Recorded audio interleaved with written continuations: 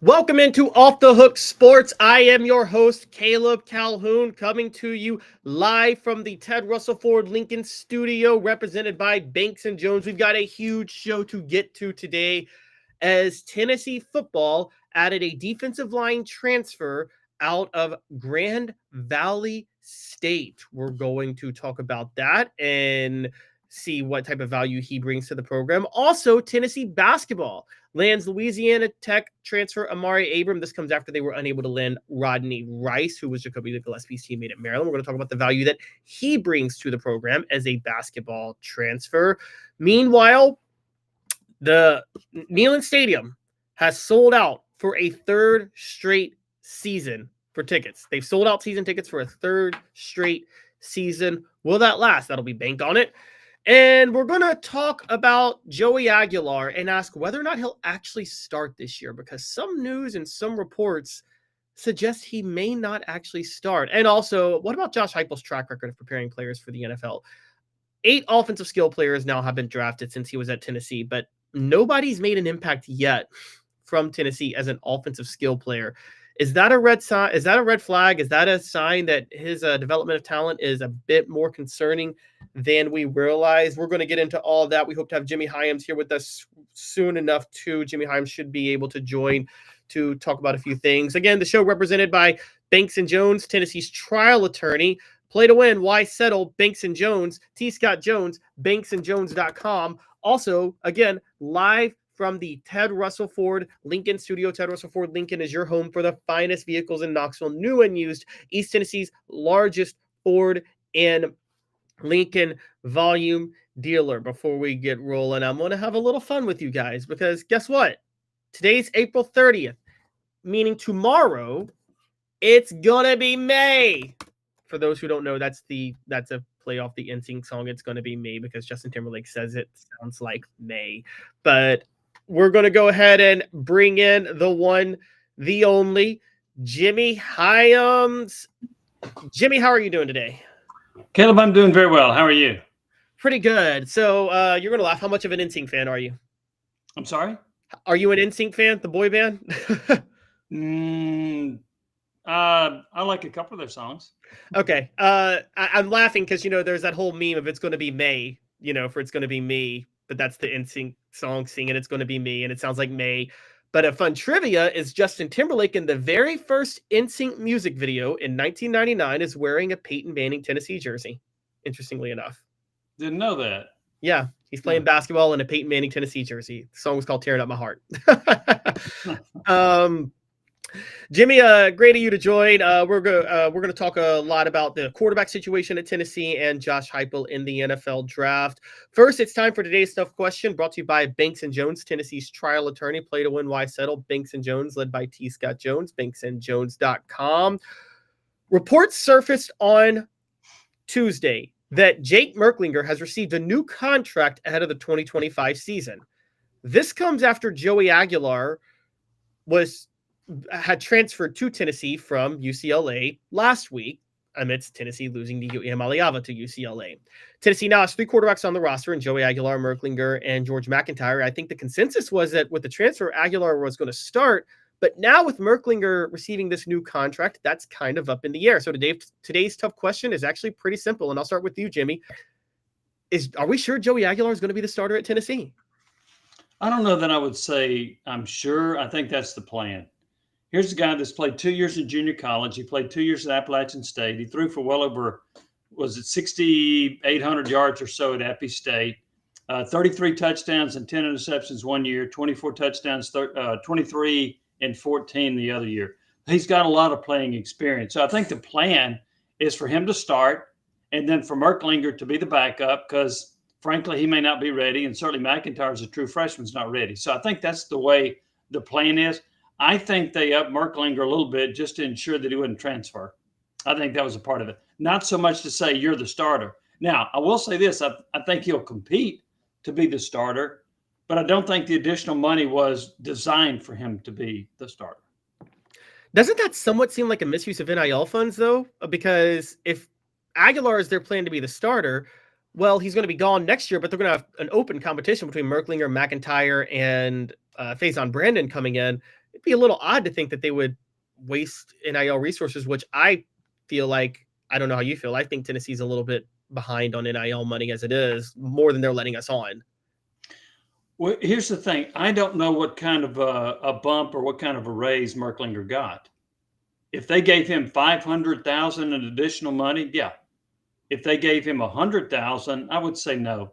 I think it was a kind of an insurance policy to say, we don't want you to transfer. We're bringing in this other quarterback, and we don't need you to leave. And one reason we're bringing in another quarterback is they need depth at the quarterback position.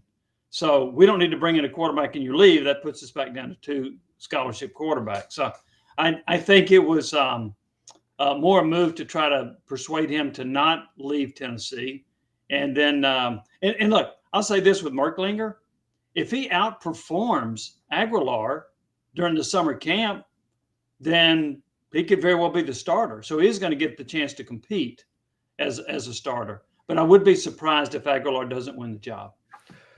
And are we sure Josh Heupel's going to give a fair shot to Merklinger? Because don't we have a little bit of a history, unfortunately, with Josh Heupel, that he seems to pick his quarterbacks early and then gives them every unfair chance to win, i.e. Joe Milton, Hendon Hooker. That's the only example I can think of. If I think back to Central Florida, I mean, Dillon Gabriel started pretty early in his career. He had other quarterbacks along the way. So I think there is one example. Beyond that, I'm not sure if there is one. So do I think he'll get a fair shot? I do. I do remember this, and Heupel has said this multiple times. He has said, we will have a quarterback ready. Now, who's that going to be? And here's the other thing, too. If you have a quarterback ready, Caleb, are you going to have to, maybe I shouldn't say dummy down, are you going to have to simplify the offense a little bit for a quarterback that's coming in basically in the summer, or for a quarterback that maybe isn't quite ready to jump in and be a starter because he hadn't been in the system very long either, and he's young? So I wonder if they would simplify some things with what they're doing on offense for either one of the quarterbacks that starts. Yeah, but how much do they really have to simplify this offense for quarterbacks? Isn't it kind of just a one-read safety, look one side of the field, and then make your decision, pretty much? It is. It's a lot of reading. The quarterback's doing a lot of reading. The receivers are doing a lot of reading. And so maybe instead of doing as much reading, they tell the guy, you're running a 7-yard out. Instead of, now, you're going to run a 7-yard out if he does this, or you're going to run a 7-yard slant, or you're going to run a go route, depending on what they do. So much of this is based on reading what the defense is doing, reading what the secondary is doing. I think that's one reason we have seen young first-year receivers at Tennessee struggle, because there's so much reading involved with what the defense is doing to make sure you're on the same page with the quarterback. And if you're not on the same page with the quarterback, it could lead to an interception or a pick six. So I think the complexity of the offense is the fact that they ask the quarterback and the receiver to read the defenses rather than this is a route you're running. And so I wonder if they will put in more predetermined routes as opposed to reading defenses. Right. And to your point earlier, by the way, an interesting point you brought up, the Dillon Gabriel situation. Josh Heupel, the mistake he made there was he got Dillon Gabriel, but he went and got Brandon Wimbush out of Notre Dame. And that was a mistake by Josh Heupel, because I think he did start Brandon Wimbush the first game and was like, oh, nope, Dillon Gabriel's better. But actually, we talked about this last week, and I just wanted to bounce this off you. You know, you think about Josh Heupel, let's look at his most successful quarterbacks, Hendon Hooker, McKenzie Milton, Drew Lock when he was at Missouri. Since he's basically developed this, I guess you call Art Briles air raid combination offense, which he developed at Missouri. Outside of Dillon Gabriel, he hasn't had an elite quarterback that he signed, has he? No, he is not. That almost goes to some of the players he's inherited at Tennessee. That some of the better receivers he's had at Tennessee were the ones he inherited, like Jalen Hyatt. Some of the better offensive linemen they've had are ones they inherited, like Cooper Mays and Spraggin. So that is interesting. I don't know a really good answer to that as to why. Maybe the trend stops this year. Well, no, it won't stop this year. Aguilar's coming in, so he might be the starter. So, yeah, that's an interesting point. I hadn't thought about it, but there's a lot of truth to it. And why, I don't know. But I do think that Locke was an elite college talent. I don't know that I thought Hooker was an elite college talent until Tennessee and Heupel got a hold of him. because Virginia Tech didn't seem all that interested in keeping him, right? They didn't, but just anecdotally, I know some Virginia Tech fans who very much sided with Hendon Hooker over Justin Fuente when Hendon Hooker transferred out. They felt Justin Fuente kind of railroaded Hendon Hooker to a certain degree. Yeah. And big mistake by Fuente, no question. Yeah, exactly. The poll question is up, guys. Vote on it. Hit that like and subscribe button if you can. Who will start for Tennessee at quarterback this year? Joey Aguilar, Jake Merklinger, George MacIntyre. We're going to continue with this conversation in a second. But first, a quick message from Banks & Jones, Tennessee's trial attorney. Play to win, led by T. Scott Jones, banksandjones.com. Why Banks & Jones? Well, it's because they're Tennessee's trial attorney. You can play to win with Banks & Jones because they'll go to trial. You've heard of other lawyers. They say they'll go to trial and fight for you. They won't. They just want to settle. That's the easiest way out. Well, that's not Banks & Jones, led by T. Scott Jones. They won't settle. They'll go to trial for you. Tennessee's trial attorney. They play to win. Truly, Tennessee's trial attorney when it comes to criminal defense or personal injury. Why settle? It's Banks & Jones. T. Scott Jones. Welcome back. Jimmy, let me play something off you real quick with Jake Merklinger if he's the starter and an advantage you have if that happens. Which is to say, I don't know, I went through the roster yesterday, and outside of Chris Brazel and Lance Hurd and Miles Kitselman, those are the only three guys that we know will be rotational players. Pretty much nobody on this offense is going to be even eligible for the NFL draft next year. So they're all coming back, barring a transfer. If you do start Jake Merklinger, don't you at least get the advantage of, okay, you kind of have a young collection of offensive talent that can all get experience playing together, from Merklinger to Mike Matthews to David Sanders on the offensive line, and then they're all back in 2026 to build a certain level of rapport with each other. So start Merklinger knowing that, ignoring the transfer portal, that you should have everybody coming back on offense, and you should be really good on offense in 2026. One problem with that is you don't get a grace period with your fan base very often, right? When Tennessee goes 6-6, I don't think a whole lot of fans are going to say, boy, I sure am glad he stood up to Nico and let him go. Good riddance. But so that's the thing. That's the risk that you run when you do that. Now, here's the other thing, too. In terms of starting, if I think Aguilar gives me the best chance to win, I'm going with him. But I'll try to differentiate this. Let's go on a scale of 1 to 10. If I put Aguilar on an 8 and I think Merklinger's a 6, I'm starting Aguilar. If I think Aguilar's a 7 and I think Merklinger's a 6.5, I might go with Merklinger because of what you said. So to me, it depends on the gap between those two. And to your point, it's funny you say that, because nowadays it's even worse, because I talk about everybody coming back, but if you go 6-6, you're about to have a mass exodus into the transfer portal at that point of players leaving. And so I guess you're right. They kind of, it's at this point in year 5, Heupel doesn't really have much wiggle room anymore, does he? No, and I don't think he's going to go 6-6, but I was just trying to make a point about you can't really afford to have a bad year. Now, I'm not that high on Tennessee anyway. I know that some people were saying they were a college playoff contender with Nico. To be frank with you, I didn't put him in that category, and here's why. And I want to hear your counter argument to me. All right, Nico's gone now. Okay. Give me the position group that is better on this team than it was last year. So offensively, my hot take is that I think the receivers will be better. And I know they lost everybody, but I think with Squirrel White playing with a separated shoulder and Brew McCoy never getting back really fully 100% last year, I think it was a mistake to start those two guys last year.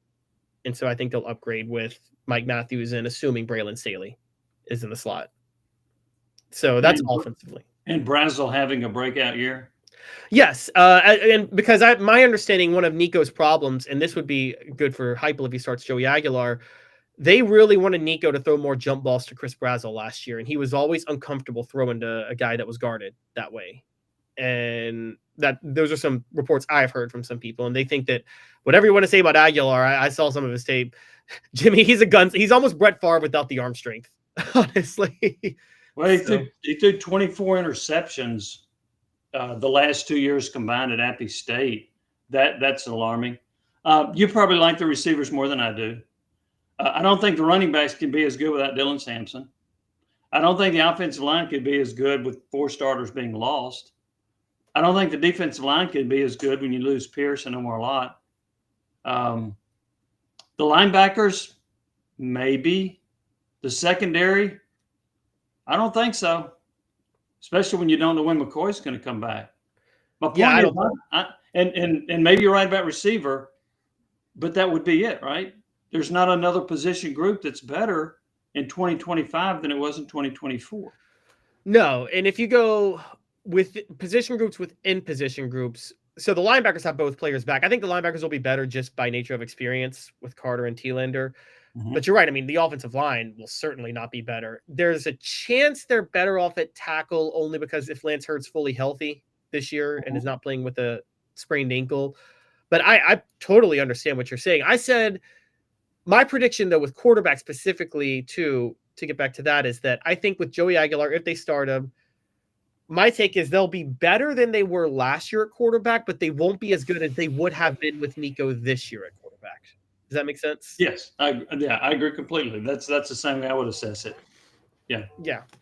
That I think so too. So the poll question up, guys. Who will start for Tennessee quarterback this year? Joey Aguilar at 64% and Jake Merklinger at 34% and George MacIntyre at 2%. And Jimmy, we're not really talking about George MacIntyre. I know he's probably not ready, but he's probably got the most raw talent of any of these guys, doesn't he? He might. I'd like to see a little bit more of him. He is rail thin. I think his family would really like for him to redshirt because they understand that physically he's probably not ready for the rigors of the SEC.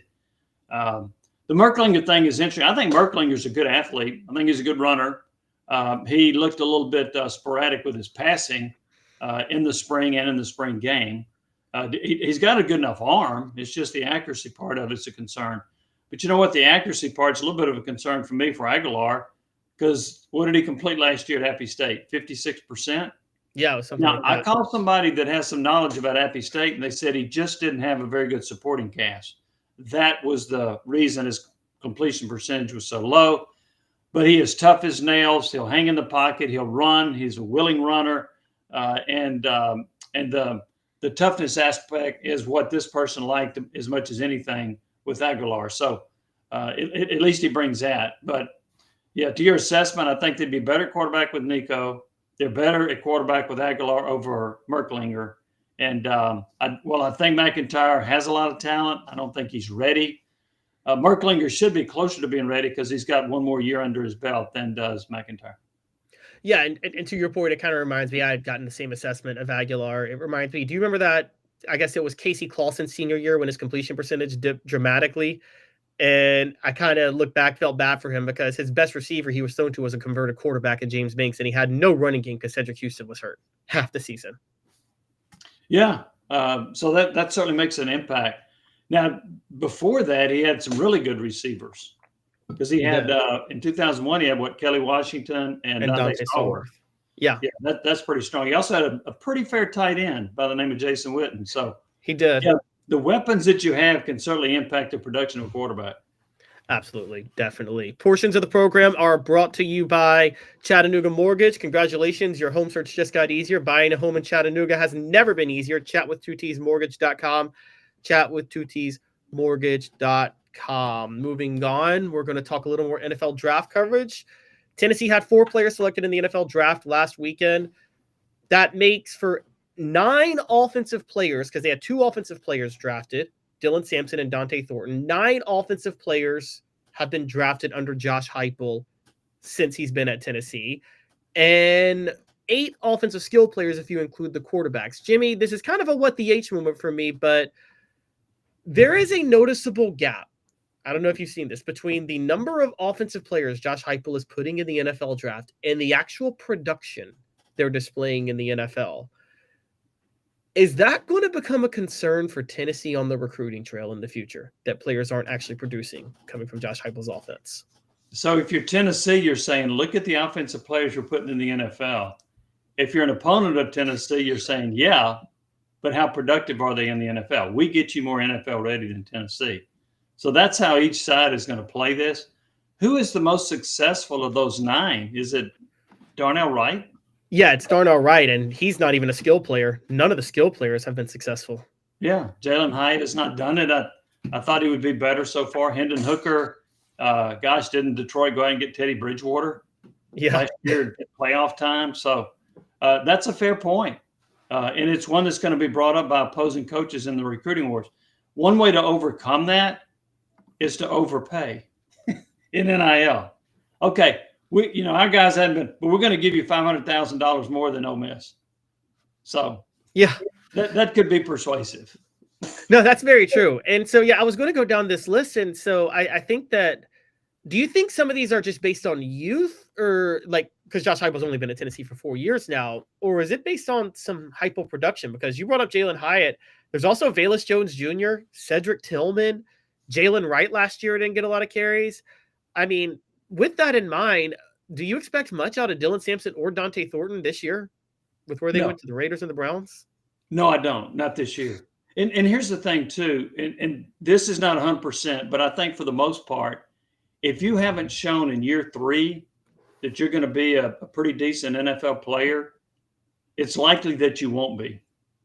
So I think you got to give these guys 3 years. Yeah, Velus Jones now is with the Saints, right? So we'll see. Hyatt's entering his 3rd year. Is that right? That's right. Correct. So I think in year 3, if you're not being productive, and I got to give Jalen Wright more time to see. There's some rookie running backs that step in like Ezekiel Elliott and they lead the league in rushing and they're fantastic. Others, it takes them a little bit longer. So I think it's a better judge of what we're talking about if we give each of these players at least 3 years in the NFL. And if they're not doing it by then, percentages suggest it's unlikely that they will be good NFL players. So what do you make with this in mind of this, what I brought up? TJ Husmanjada, who is close with the Iamaleava family, talked about, he says that he was defending Iamaleava, and I get it, he was getting their side and fully their side, that it was about, their claim that it was about the offense and more than anything else. He says that former receivers and skill players have come back to him and basically said, and come back to Tennessee and have effectively said, there is absolutely we were not prepared for the NFL at all when we went to Tennessee, particularly receivers and the routes that they run. Yeah, that was the same knock with Baylor's receivers too. Now, they ended up having one outstanding receiver that kept getting in trouble. Was his name Gordon? Who was that receiver from Baylor? Josh Gordon. Wasn't he at Oklahoma State? I thought he was Baylor. Okay. Anyway, Baylor didn't produce a lot of them either, right? Of really good NFL receivers. I think it gets back to the system of you're reading everything. It's not predetermined routes. And I do think there's something to that as far as not performing better at the next level, because I do think Hyatt has the talent. I know he's a little bit lean. I think Tillman has the ability, although he got buried for 3 years at Tennessee before the Heupel system and the Heupel coaching got him up to being a really productive college player. So I do think there's a little bit of a concern there about this system and helping produce people in the NFL. But again, I want to give some of these a couple more years. But right now, I think it is fair to raise a question mark about whether this offense. Now, getting back to the Nico thing, I'll say this. If Tennessee paid him $4 million, he didn't give a rat about what receivers or what system or whatever he had, offensive line. If Tennessee paid him $4 million, he'd be in a Tennessee uniform. That's what I believe. I mean, I do too, because if it was about help, there's no way he's going to UCLA out of this. So he's going to a place with less supporting cast. He's going to a team that won half as many games as Tennessee. They won 5, Tennessee won 10. He's going with, I don't know, I guess the coach, Foster's got to be a little bit on the hot seat after winning 5 games. Yeah, he's also making less money, reportedly. So all those things about better supporting cast and changing the offense and all that, I'm not going to say it wasn't brought up, but the deciding factor was he didn't get $4 million. Yeah, and to the point of the NFL, I think we've talked about this a little more and a little bit, and I wanted to dive more in depth about it. I think a lot of NFL production I mean, even if you're not developed for the NFL, I mean, they have coaches in the NFL to do that. So, I mean, my thoughts are, okay, so if you're good, you can spend a year developing and you'll figure out the system, right? Yeah, and I remember, and I'm sure you do too, years ago, they said that Texas Tech system, they never produced an NFL quarterback. They had Graham Harrell. They had Sonny Crumbly. They had some others that put up these huge numbers. Man, these guys will never be any good that come out of Texas Tech in the NFL. Oh, and then along came Patrick Mahomes. So if you're good enough, you're going to be good in the NFL. So I don't think it's all system. Yeah, I agree. And even from Tennessee's perspective, John Chavis' system, cornerbacks didn't do the typical jobs of cornerbacks in the NFL. So I know the story of Jabari Greer apparently was told to relearn everything he'd ever learned when he first got signed by the Saints. And then he became a 10-year player in the NFL a year later. So, yes. Yeah, I'm with you. If you're good, I think coaches and NFL franchises make concessions to try to develop people if they're really good. It's the same. You brought up Patrick Mahomes. The same was true with Aaron Rodgers too, right? Jeff Tedford doesn't put out NFL quarterbacks, and then he put out Aaron Rodgers. Yeah, how's he done? Yeah, he's done pretty well. So again, and I think you make a good point too. It's up to the NFL in some of these cases to develop these players. If you have the ability, if you have the talent to play at the next level, maybe the college system wasn't greatly to your benefit to being productive, but if you're good enough, you're going to make it, and it may be relearning some things. It may be tweaking what you have been taught. But I really don't think that necessarily that you can say this guy played in this system in college, therefore he won't be able to play in the NFL.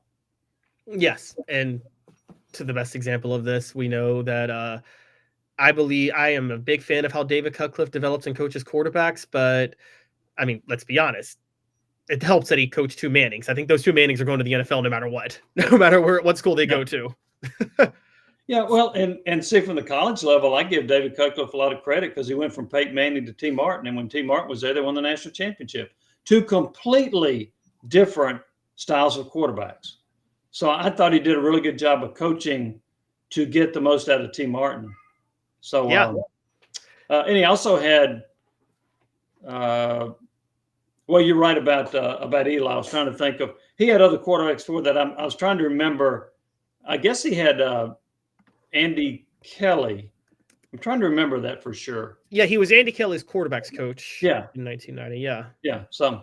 And then obviously going from Andy Kelly to Heath Schuler to Peyton Manning to T. That's like changing styles every single year with the quarterbacks. Yeah. So I think that's a sign of a really good coach to maximize the talent or the potential out of your player. Yep. Jimmy, I really appreciate you coming on. How can we follow your work? Well, right here. And also, we're doing these podcasts. You can find it on Full Disclosure. It's on YouTube.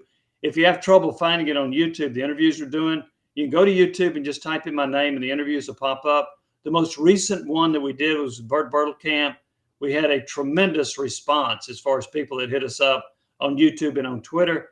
Today, we're interviewing former Tennessee basketball great Tony White. And I'm excited about that interview. It will launch probably next week, but that's where you can find us. And so also, if you like golf, we do a golf talk show Monday nights on the Sports Animal from 7 to 8 o'clock. We just interviewed Scott Stallings for the show last week. But every week we have one or two interviews and just talk a lot of golf. So if you're a fan of that sport, you can find us from 7 to 8 on Monday nights on the Sports Animal. All right. Thanks a lot, Jimmy. You have a great rest of your day. We'll see you next week. Thanks, Caleb. You take care. Have a good day. Thanks, you too. Have a good one. That was Jimmy Hyams, everybody. Portions of the program brought to you by the Hemp House, the premier hemp dispensary online with a wide variety, great selection, and strict standards. HempHouseChatWith2Ts.com. HempHouseChatWith2Ts.com. Again, the show represented by Banks & Jones, Tennessee's trial attorney. Play to win, why settle? Banks & Jones, led by T. Scott Jones, BanksandJones.com. Live from the Ted Russell Ford Lincoln studio. Ted Russell Ford Lincoln is your home for the finest vehicles in Knoxville, new and used, East Tennessee's largest Ford and Lincoln volume dealer. When we come back, Tennessee football adds a key transfer on the defensive line. We're going to talk about him. 2 minutes off the Hook Sports. Why Banks & Jones? Well, it's because they're Tennessee's trial attorney. You can play to win with Banks & Jones because they'll go to trial. You've heard of other lawyers. They say they'll go to trial and fight for you. They won't. They just want to settle. That's the easiest way out. Well, that's not Banks & Jones, led by T. Scott Jones. They won't settle. They'll go to trial for you. Tennessee's trial attorney. They play to win.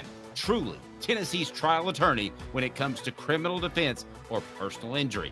Why settle? It's Banks & Jones. T. Scott Jones. BanksandJones.com. Now in its 45th year, the second and third generations continue Joe Newbert's commitment. His vision of what this business needed to be, we still try to live up to that. Joe Newbert Collision Center. Community banking is about location and much more. It's about family. We reside in your community. We are a part of your community. At Commercial Bank, our commitment extends beyond the walls of our branches. It's displayed each day in the opportunities we provide, the money we give back, and the time we commit, all to help improve the lives of the people, families, and businesses that make our communities great.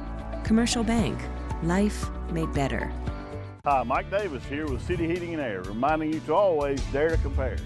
Our team provides quality local heating and air service, installation, and maintenance across East Tennessee. We use only the best equipment like American Standard heating and air conditioning for your residential, new construction, or commercial needs. Honesty, dependability, and customer satisfaction have been the cornerstones of our business since 1961. City Heat and Air. Dare to compare. Are you ready to get strong? At NFC, we offer top-notch weight training and functional fitness, so you can build strength and improve your performance. Join today at NFC1.com or stop by any one of our 7 East.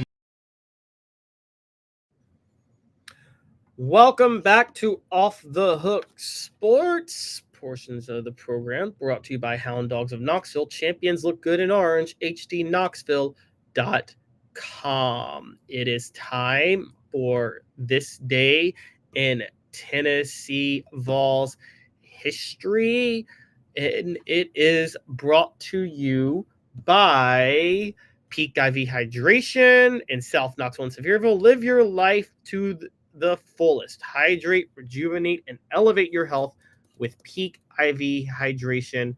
Link is in the chat. On this day in 2011, Tennessee football's streak of players selected in the NFL draft stayed alive barely as Luke Stocker went to the Tampa Bay Buccaneers in the 4th round and Denarius Moore went to the Oakland Raiders in the 5th round. That extended Tennessee's streak to 48 years of players getting selected in the NFL draft, a streak that did last to 51 years after they had players selected in the 12, 13, and 14 NFL drafts, but that streak broke in 2015. But 2011, the streak did extend to 48 years because of the last day of Stocker and Moore getting drafted. That is this day in Tennessee sports history, and it is brought to you by Double D Piping. Double D Piping provides full-service fire protection on any scale. From residential homes to government facilities, we can assist any customer through design, fabrication, installation, inspection, and demonstration of fire suppression systems. With 30 years of service across 5 states and a full staff with over 40 years experience, our quality can't be beaten. Don't get caught watching what you could have prevented. Call Double D Piping. All right. Now let's move on, guys. Again, hit that like and subscribe button, ring the bell, turn your notifications on, tell a friend. We're going to talk about a Tennessee football transfer, and let's play a little hot or cold, shall we? Grand Valley State transfer defensive lineman Josh Schell has committed to Tennessee. Schell will help a unit that lost Omar Norman-Lott and Amari Thomas. Norman-Lott was an NFL draft pick. Amari Thomas signed with the team. Also, if you consider edge rushers part of the defensive line, also lost James Pierce. So this is a unit that has a ton of talent to replace up front, and that was a huge part of Tennessee's success last year because they could rotate so many guys and go so deep.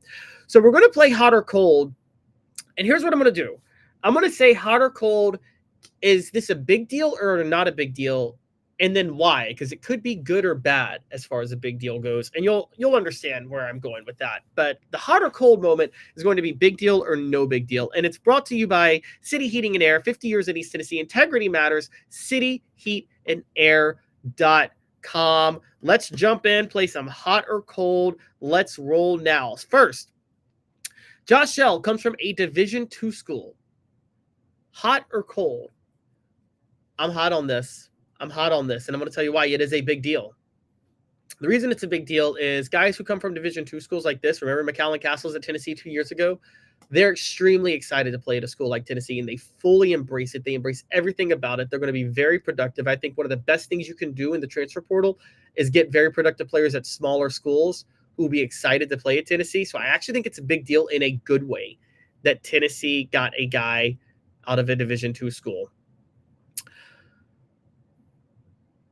Tennessee was the only school to offer Schell from the Power 5. I'm cold on this. No big deal. This would seem like a concern, but I would also venture to say that one of the reasons it looked like a concern is because Tennessee oftentimes scouts players that other schools don't find, particularly Rodney Garner with his coaching on the defensive line. They kind of find guys that a lot of people don't want. So I actually think that this isn't as big of a deal as people think. While Tennessee was the only Power 5 school to offer, Schell did visit Kentucky, USC, and SMU. I'm cold on that. That's not a big deal. That doesn't make Tennessee look any better for being the only Power 5 school to offer him either, though, because none of those schools actually committed, or none of those schools actually offered, and a visit is not the same as an offer. So I don't think that's a big deal.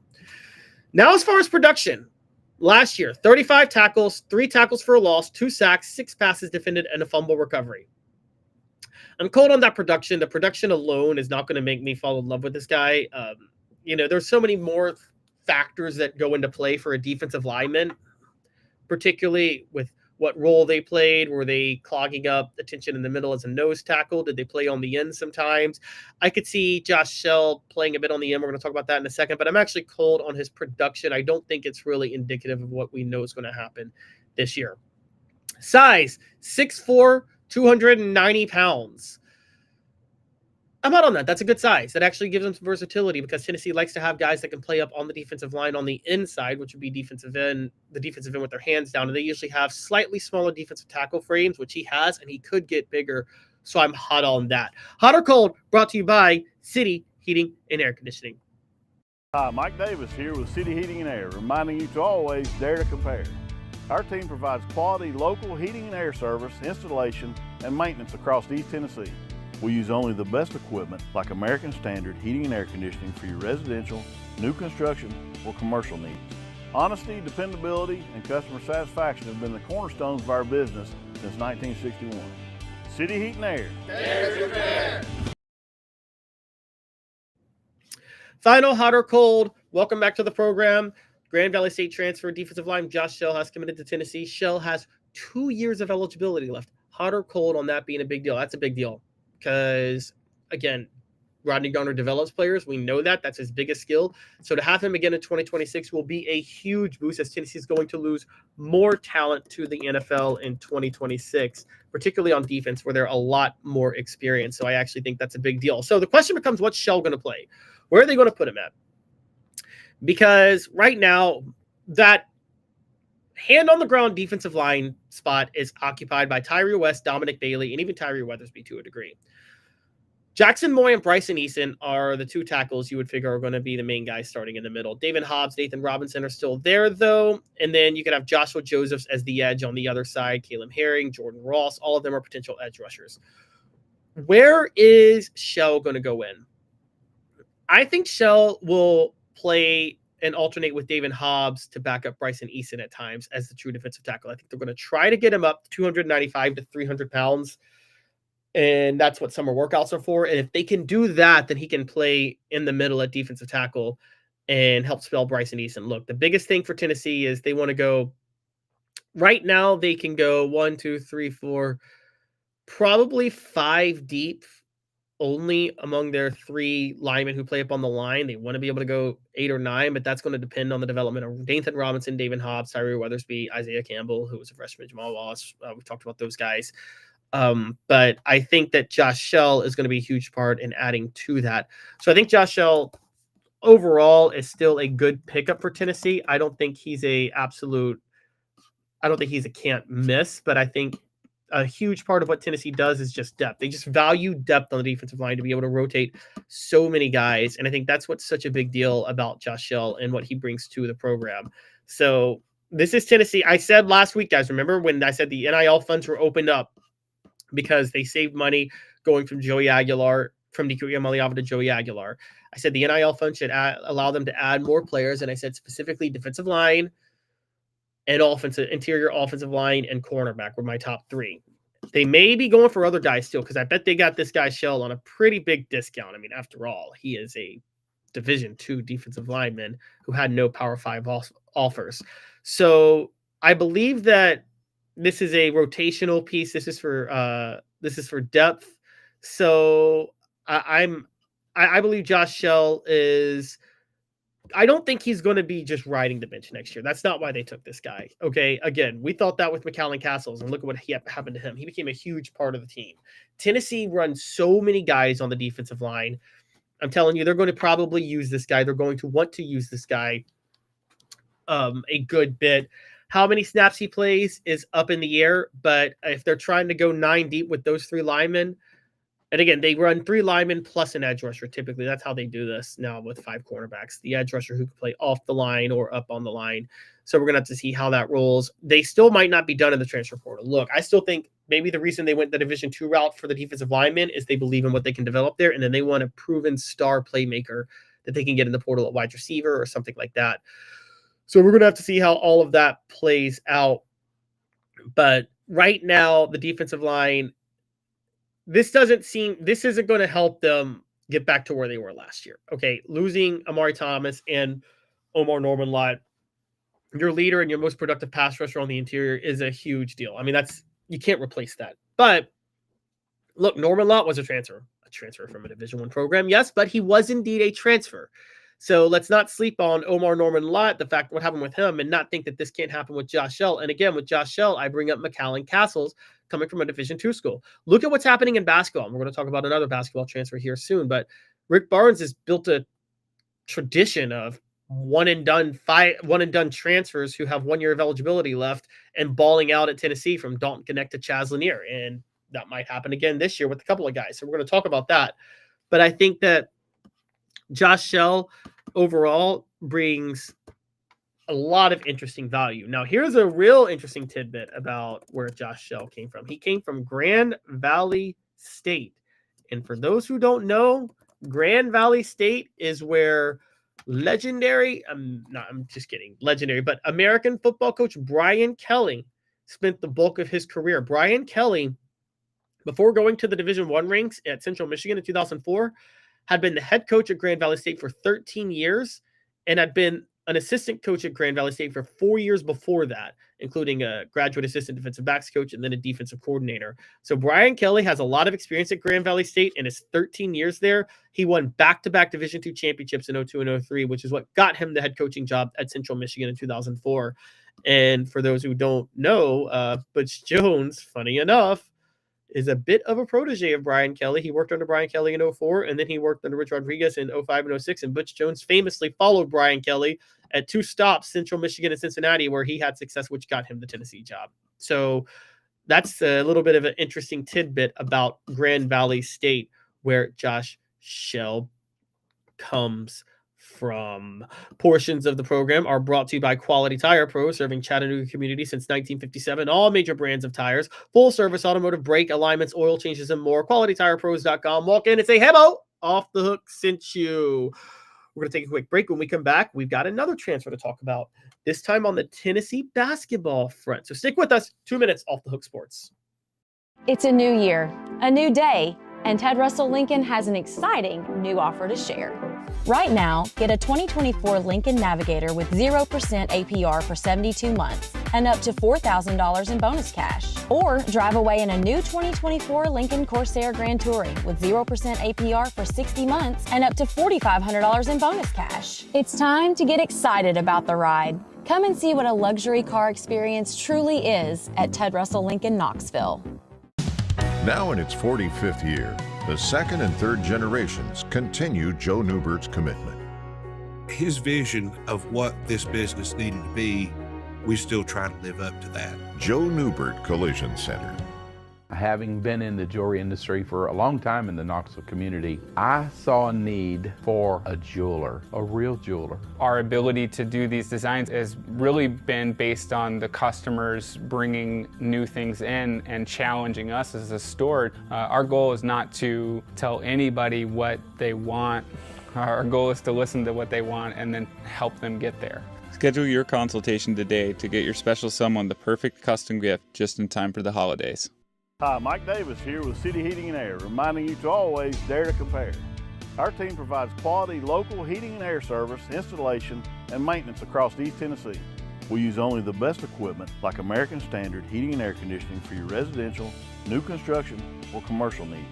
Honesty, dependability, and customer satisfaction have been the cornerstones of our business since 1961. City Heat and Air. Dare to compare. Double D Piping provides full-service fire protection on any scale. From residential homes to government facilities, we can assist any customer through design, fabrication, installation, inspection, and demonstration of fire suppression systems. With 30 years of service across 5 states and a full staff with over 40 years experience, our quality can't be beaten. Don't get caught watching what you could have prevented. Call Double D Piping, the absolute. Welcome back to Off the Hook Sports. Portions of the program brought to you by Rick Terry Jewelry Designs. They want to be your jeweler looking for affordable game day jewelry in Tennessee tradition. RickTerryJewelry.com. We are moving on. Tennessee basketball has added a key transfer, another one to the program. Louisiana Tech shooting guard Amaree Abram has committed to the Vols. This comes after the Vols missed out on a couple of guys they were trying to add, most notably Rodney Rice, who would have been a Maryland transfer, but ended up committing to USC, I believe. And Rodney Rice was teammates with Jacoby Gillespie, who transferred from Maryland to Tennessee. So that was a big pickup for Tennessee. Tennessee, having added 5-star forward Nate Ament last week, had success, had depth on the wing, had depth at the point, and has depth in the post. The big thing they needed was a 2-guard. They had no 2 guards in the roster right now. And so adding Rodney Rice was adding a shooting guard, was a huge deal. After missing out on on Rodney Rice, they were able to add Amaree Abram. What does he bring to Tennessee basketball? Well, let's talk about that now. We're going to play a little 4 downs. And we're going to start. Cooper Mays is going to ask you guys to hit like and subscribe. I don't have the board, but he's asking you to. And it's Cooper Mays is saying first down. Amaree Abram comes from Louisiana Tech. The backstory of Amaree Abram: played for Ole Miss in 2022-23, Georgia Tech in 2023-24, and Louisiana Tech in 2024-25. He averaged 8 points, 3.5 points, and then 12.3 points this past year. He only played 10 games with Georgia Tech in 2023-24. But the point of this is that he didn't average double figures, and he has SEC experience now, but didn't average double figures until playing at Louisiana Tech. But first, 4th school in 4 years. Is that a problem? And is it a bigger problem that he didn't average double figures at the other 2 Power 5 stops he was at? Yes, I think that's a concern. I do. I think not proving yourself at those smaller schools is a big concern. The Port Arthur, Texas kid, by the way, that's where UGK is from, if anybody wants to know. UGK, one of the greatest rap groups of all time. But if anybody wants to know, I think you got to show a little more talent at the smaller levels. I mean, I know he took at the larger levels. That doesn't mean that the value of coming from the smaller levels doesn't mean anything, but at the same time, it is reason to be concerned that he wasn't productive like this at the other 2 Power 5 stops he was at. However, second down from Cooper Mays. At Louisiana Tech, averaged double figures, 12.3 points a game. Seemed to take a big leap. Can that be a positive for Tennessee? Yes, because Tennessee has already had success with 2 players who have come from smaller schools in back-to-back years and come to Tennessee and absolutely balled out. I'm obviously talking about Dalton Knecht and Chaz Lanier. This past year, Chaz Lanier averaged 18 points a game. Last year, he averaged 19 points a game, but Chaz Lanier became an All-American. I'm sorry, the year before this past year, he averaged 19 points a game, but he became an All-American at Tennessee. Was a big pickup. Before Chaz Lanier, though, Dalton Knecht was averaging 20 points per game at Northern Colorado, but the year before he averaged 20 points a game at Northern Colorado, he averages 8.5 points a game. So it's very possible Amaree Abram is just taking a giant leap, and playing under Rick Barnes is going to develop him. So I think that being at Louisiana Tech in a smaller school, given Rick Barnes' track record with these type of players, is a big advantage, and I think it's going to work for Tennessee. Third down, Cooper Mays. Amaree Abram shoots 37.3% from the three-point line, 84.8% from the free throw line, stands at 6'4", 195. Could put on a little bit of weight, but 37.3% from three, 84.8% from the free throw line. I think that's a really good sign for Tennessee. Those are the type of numbers you want. And truth be told, I think he could fit in perfectly with Rick Barnes' system with those numbers. Efficient from three, efficient from the free throw line. Tennessee needs more shooting. They need reliable shooting. Amaree Evans is perfect for that. I think Amaree Evans is a great pickup. Fourth down coming up. First, a quick message from Ted Russell Ford. Like a blast from the past, the Super Dealer is back. Look to the skies, Knoxville. The Super Dealer is fighting for price, service, and the American-made. Ted Russell Ford is East Tennessee's #1 volume Ford dealer. Save up to $4,350 on a new Ford F-150 XLT, or get into a new Ford Ranger XLT with no payments for 90 days. Come see the Super Dealer today at either Ted Russell Ford location. All right, fourth down. Is Amaree Abram the next Chaz Lanier / Dalton Knecht? Yes, I said /. Don't hate me. Is Amaree Abram the next Chaz Lanier or Dalton Knecht?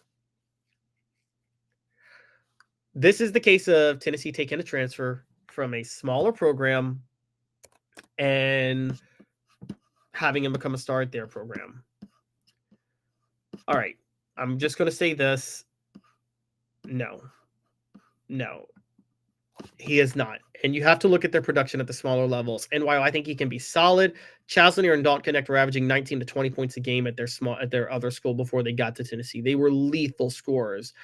I think that Abram is a role player at Tennessee. So I think that that's the biggest deal. Tennessee's other newcomers, he's their third transfer, just so people know. Jacoby Gillespie comes from Maryland. Jalen Carey comes from Vanderbilt. So that's actually a different approach than Rick Barnes has taken in the past, because he's taken transfers from Power 5 programs, although he did take Felix Okpara last year. But typically his best transfer is a transfer from a smaller school that takes a step up, i.e. just like Amaree Abram would do. But I think this year the best transfer for Tennessee is going to be Jacoby Gillespie, and he went the recruiting route with Nate Ament. Now, they also have Felix Okpara, Cade Phillips, JP Estrella getting healthy, Bishop Boswell coming back, who should develop a little more. They've got 4-star guard Amaree Evans and 4-star post player Dwayne Brown and 3-star point guard Troy Henderson on the roster.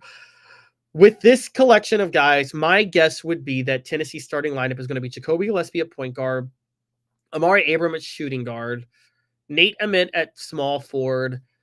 I'm going to go Felix Okpara at center, and probably, just because JP Estrella's got to get fully back into rhythm, I'm going to go Jalen Carey at power forward.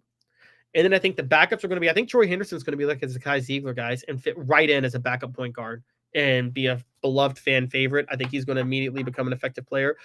Bishop Boswell will be the backup 2/3 guard. He'll kind of be the main guy to come off the bench as the scoring guard from that perspective. But I also think that Amaree Evans will help out too in that role. If you were going to go 10 deep, Bishop Boswell at the 2, Amaree Evans at the 3, or Amaree Evans at the 2, Bishop Boswell at the 3, it doesn't really matter.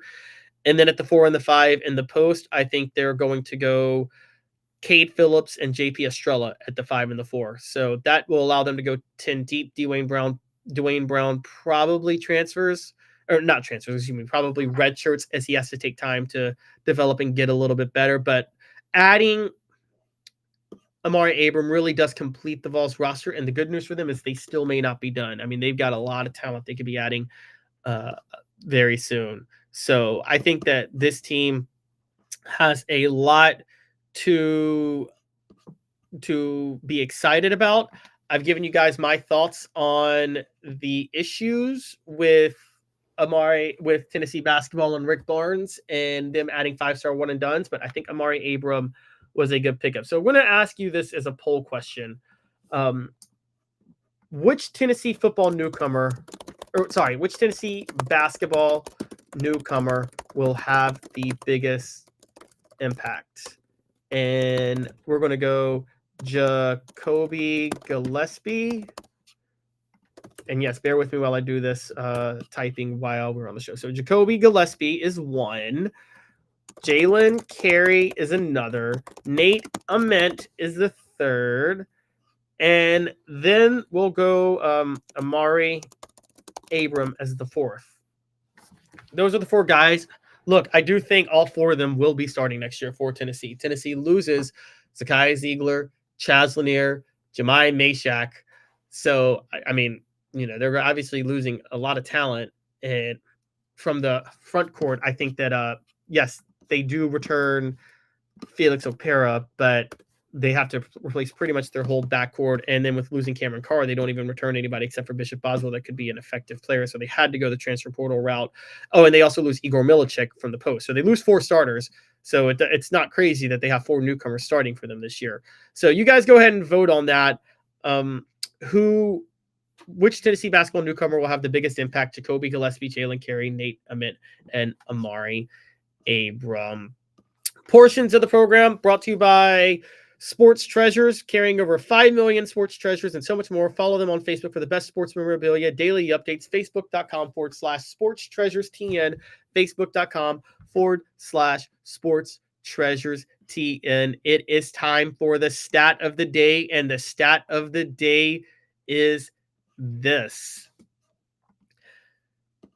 Over 4 years now, Josh Heupel has had 17 players taken in the NFL draft from Tennessee. That is the first 4-year period in which Tennessee had that many players taken in the draft since 2005 to 2008.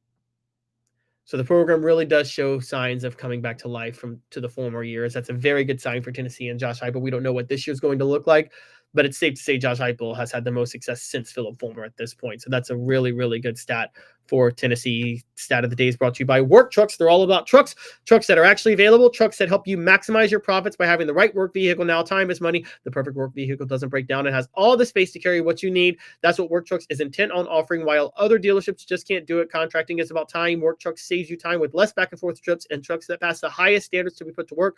The process is also quick and easy when choosing a vehicle for Work Trucks. Cargo vans, utility body trucks with the nap height work bodies installed, pickup trucks of all sizes, and anything special like cranes or dump trucks. Work Trucks supplies vehicles for people just like you and get you back on the road tomorrow. No dealership runaround. If you're a contractor, you need to know Work Trucks, and that's a fact. Service industry, remember Work Trucks. Work Trucks carries the trucks that your business has to have. You need Work Trucks. Clinton Highway in Knoxville and downtown Birmingham. For the entire inventory, go online to worktrucksllc.com, worktrucksllc.com with an X. Why risk chancing your future and business on the wrong piece of equipment that burns your time? Worktrucksllc.com. Work Trucks will also work to make sure you have the perfect vehicle you have to have. They'll even find a perfect truck, outfit it, and make sure it fits your needs to a T. Work Trucks with an X. LLC.com, WorkTrucksLLC.com, proud supporters of the Tennessee Vols. Stick with us 2 minutes. When we come back, Tennessee sells out their season tickets to Neyland Stadium for a 3rd year in a row. 2 minutes off the Hook Sports. Like a blast from the past, the Super Dealer is back. Look to the skies, Knoxville. The Super Dealer is fighting for price, service, and the American-made. Ted Russell Ford is East Tennessee's #1 volume Ford dealer. Save up to $4,350 on a new Ford F-150 XLT, or get into a new Ford Ranger XLT with no payments for 90 days. Come see the Super Dealer today at either Ted Russell Ford location, Parkside Drive or Kingston Pike. Sports Treasures in North Knoxville is one of the South's largest sports cards and memorabilia dealers, featuring over 10 million sports cards from vintage to modern. Sports Treasures carries a full line of hobby boxes, singles, autographed memorabilia, Tennessee Vol collectibles, fan cave decorations, and so much more. See a museum full of collectibles at Sports Treasures, 4819 North Broadway in Fountain City, and Sports Treasures on Facebook. Sports Treasures, where the real sports fan goes to shop. Community banking is about location and much more. It's about family. We reside in your community. We are a part of your community. At Commercial Bank, our commitment extends beyond the walls of our branches. It's displayed each day in the opportunities we provide, the money we give back, and the time we commit, all to help improve the lives of the people, families, and businesses that make our communities great. Commercial Bank, life made better. Double D Piping provides full-service fire protection on any scale. From residential homes to government facilities, we can assist any customer through design, fabrication, installation, inspection, and demonstration of fire suppression systems. With 30 years of service across 5 states and a full staff with over 40 years experience, our quality can't be beaten. Don't get caught watching what you could have prevented. Call Double D Piping, the absolute. Welcome back to the program. Poll question: which Tennessee basketball newcomer will have the biggest impact? Jacoby Gillespie, Jalen Carey, Nate Ament, Amaree Abram. 50% are saying Nate Ament. I'm going to break from you guys just because of because Rick Barnes' history with one and done 5-star freshmen, and I'm actually going to go Jacoby Gillespie on this, the point guard. He loves those type of point guards. I think that's the best pickup for Tennessee, but I do think the Tennessee basketball team looks really good now. It's time for our final topic, as portions of the program are brought to you by the UPS Store Hardin Valley, helping individuals and small businesses, wide range of products and services, locally owned and operated. Tennessee football sells out season tickets for the 3rd straight year. The Vols have had 70,500 season tickets purchased and set a department record with 97.8% of their season tickets renewed. There's a current season ticket interest list of 23,755. So Tennessee, despite all the talk, is loaded with season ticket holders who are still totally interested in the football program. Now, in 2022-23, they sold 61,490. Skyrocketed after that season in 3 straight 70,500 seasons. 2 questions. Will Tennessee continue this? And how many years of sellouts did the 2022 season bring them? This is an honest question, guys, because I'm going to bring this up. I think Tennessee coasted a little bit off the early success Heupel had, and people want a bigger taste of that, and they think it can come back. The second part was making the college football playoff this past year. Had they made the college football playoff, I don't think the season tickets would have sold. Another part might have been the belief in Nico coming back, though. Where would these season tickets be if Nico Iamaleava was back? Or was if Nico Iamaleava had transferred in January? A lot of these are questions that we may not know the answer to. But amidst everything that's happened, you got to say that these type of season tickets are really incredible. And this comes amidst the talent fee that Danny White's added. So with that in mind, the benchmark is incredible. Tennessee next year, by the way, so just so you know for their goals, they had a goal of 56,000 in 2022, sold 61,490. And then after 70,500 the last 3 years, all sold out, the goals were 61,000 in 2023, 68,000 in 2024, 69,000 in 2025. They surpassed it all. They have a goal of 70,000 next year with, again, only 70,500 season tickets available. Not 75,000, 70,500. So with that in mind, Tennessee's got a very ambitious goal, and that's going to depend a lot on what they do this season, okay? We just talked to Jimmy Hyams earlier in the show. He's not very high on what they can do this season. I'm still waiting to see what Tennessee does in the transfer portal with their extra NIL money. before I determine what Tennessee is going to do this season. But the truth with Tennessee is they had something to sell each year. After 2022, they could just sell that 2022 just happened. Look what Josh Heupel's building. Even though they had a down year in 2023 and 2024, they could sell. Well, that down year was Joe Milton. We now have Nico Iamaleava, and he's going to ball out for us. After 2024 going into 2025, they can sell. We made the college football playoff. Here's the question. What are they going to sell from 2025 to 2026? Particularly if they don't make the college football playoff. That's going to be a lot tougher to sell. And there's going to be a lot more questions surrounding Merklinger and MacIntyre. Neither of them are just going to, Jake Merklinger and George MacIntyre, that is, neither of them are going to have the hype that Nico Iamaleava had. So I'm going to say this. Right now, Tennessee does not look like a college football playoff team. That could change based on who they add in the portal the rest of the way. But bank on it. Brought to you by Commercial Bank, member FDIC, Life Made Better. Tennessee will not sell out season tickets next year for a fourth straight year without a college football playoff appearance. Bank on it. Commercial Bank is your neighborhood bank. What makes us different from other banks? We understand that every customer has unique opportunities, challenges, and financial concerns. We don't expect you to fit into the same box as the next person or business.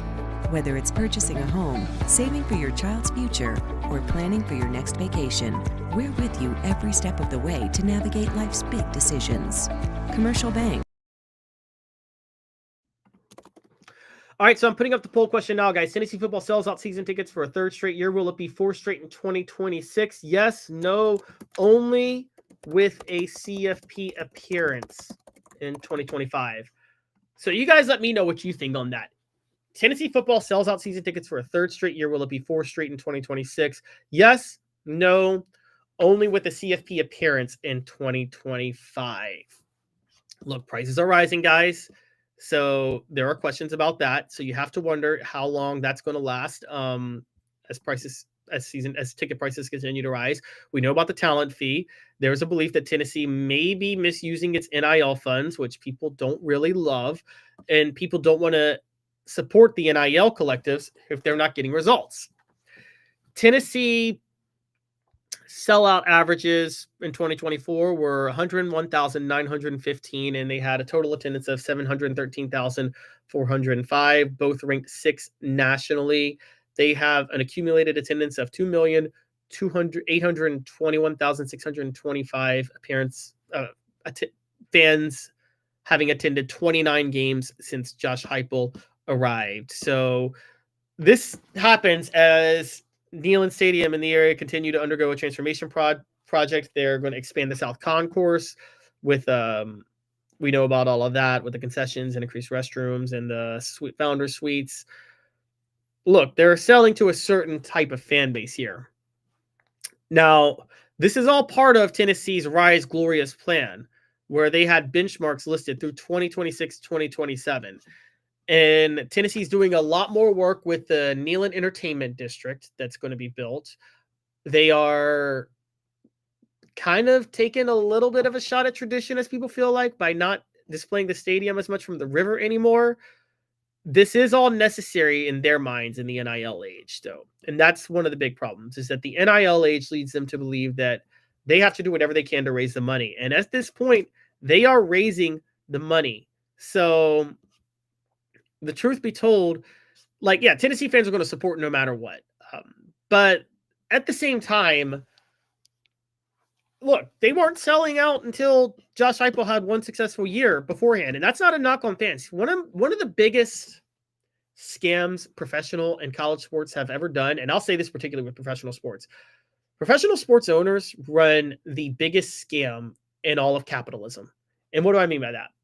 Professional sports owners pretend to represent a city, and then they say you should be loyal to your city and support that team even when they're losing. That's the narrative that gets out. You should support your team even when they're losing. No other business would be allowed to do that. None. No other business would be allowed to say you should support my product even if it sucks. Okay? Most businesses say you should support my product because I'll give you a good product. sports owners get to sit up there and say, you should support my team even when they're losing, which is code for you should support my product even when it sucks. Not to mention they most of the time get taxpayers to fund their venues anyway, and then they collect all the profits. They privatize the gains. They socialize the expenses. So I've never been a fan of saying you should support a team even when they're losing. You shouldn't. If they're losing, you should not be supporting them. You should be making it known. You should be forcing the owners to lose money because they're running the biggest scam on you possible. And I say that with college, okay? So college has kind of done a similar thing where it's like, oh, support your alma mater even when they're losing. No, why? You're never asked to do that in any other field of life, to patronize a product that sucks. So when Tennessee wasn't selling out, I think they were right to not sell out, and I think they were too loyal to the fan base during that time period. So we're going to see how this all plays out, but I do think selling out season tickets for a third straight year shows you how hungry Tennessee fans are, how much they want to have success, how much they're willing to support the success when it reveals itself. I think that Tennessee is definitely going to be in a very good position long-term, but they've got to make the playoff this year. I'm breaking with you guys on the poll question right now because the poll question says Tennessee football sells out season tickets for a third straight year. Will it be fourth straight in 2026? Yes, no, only with the CFP appearance in 2025. Well, 100% of you say yes. I got to say, I kind of disagree with you guys on that. Sorry, but I do think that Tennessee will I think they're going to need to make the college football playoff if they're going to sell out season tickets. I think that's a crucial part of this because there's not as much to sell next year as there would have been the last time they didn't make the college football playoff, which was after 2023 and wouldn't have even made the 12-team playoff going into 2024. And the selling point then was Nico Iamaleava. So it's just a totally different situation. And I don't really think that Tennessee can afford to just coast by, particularly with rising prices and the talent fees and everything that's being sold on that. That is the main point. The show represented by Banks & Jones, Tennessee's trial attorney, play to win, why settle? Banks & Jones, led by T. Scott Jones, banksandjones.com, live from the Ted Russell Ford Lincoln studio. Ted Russell Ford Lincoln is your home for the finest vehicles in Knoxville, new and used, East Tennessee's largest Ford and Lincoln volume dealer. Thank you guys all for tuning in today. We will be back on tomorrow at 10 a.m. Eastern. We're live every day at 10 a.m. Eastern. Hit that like and subscribe button, ring the bell, turn your notifications on, tell a friend. Building something great here at Off the Hook Sports. Want you to be a part of it. With Off the Hook Sports, with Caleb Calhoun, this has been a special presentation of Off the Hook Sports, a live presentation, a daily presentation, not really special. But again, guys, you guys have a great rest of your day. I will be back in tomorrow once again with Caleb Calhoun. This has been a presentation of Off the Hook Sports.